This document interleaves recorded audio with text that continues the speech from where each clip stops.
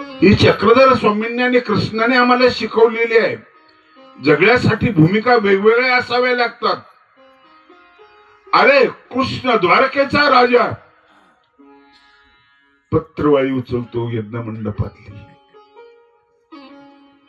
किती बदल आहे. आभाळातला सूर्य जमिनीवर येतो, एवढा हा बदल आहे. हा करता आला पाहिजे आपल्याला. गुरु राखणारा कृष्ण वेगळा, बासरी वाजवणारा कृष्ण वेगळा, गुरु सांभाळताना गुरांना प्रेम देणारा कृष्ण. चक्रधर स्वामींच्या जीवनामध्ये स्वामींनी त्याच कृष्णाचं अनुकरण केलं आणि नांदेडला गायी राखल्या. खडकावर बसलेल्या गायीला प्रेमाचा चारा दिला. गायी प्रसन्न झाल्या, दूध जास्त द्यायला लागल्या. म्हणून कृष्ण आहे. चक्रधर स्वामी कृष्ण आहे. कृष्णाची युद्धाची भूमिका वेगळी आणि युद्धातून पळण्याची भूमिका वेगळी. पवित्र वेगळा आहे कृष्णाचा, त्यात भय नाही. पवित्र वेगळा आहे.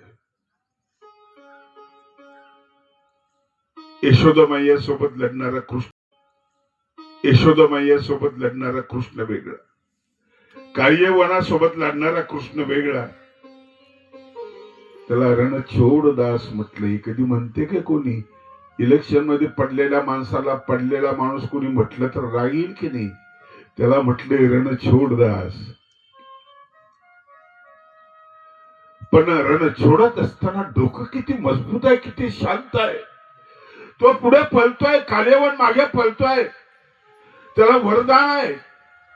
कृष्ण हसतोय. पळणारा कधी हसतो का? घाबरून पळणारा. पळता पळता इतिहास शोधतोय. हो, मुचकुंद नावाचा एक राजा होता. देवांच्या बाजूने लढला राक्षसांसोबत. त्याला वर मिळाला झोपेचा. थकला होता खूप.